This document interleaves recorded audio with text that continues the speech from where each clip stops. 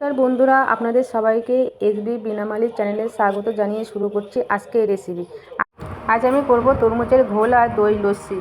তার জন্য একটা পাত্রে আমি বরফের টুকরো নিয়ে নিলাম, টক দই নিলাম, চিনি নিলাম পরিমাণ মতো, এরপর হাফ চামচ বিট লবণ, হাফ চামচ সাদা লবণ নিলাম।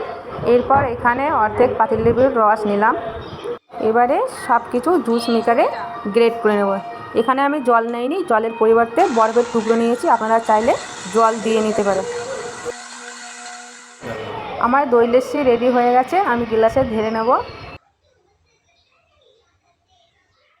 এবারে আমি তরমুজের ঘোল করব, তার জন্য তরমুজ টুকরো টুকরো করে কেটে নেব। কেটে নিয়ে একটা গ্লাসের মধ্যে বরফের টুকরো নিয়েছি, তরমুজের টুকরোগুলো গ্লাসের মধ্যে দিলাম। এবারে চিনি দেব পরিমাণ মতো, বিট লবণ 1 চামচ, সাদা লবণ 1 চামচ, অর্ধেক পাতিলেবু নিয়েছি, রসটা দিয়ে দেব।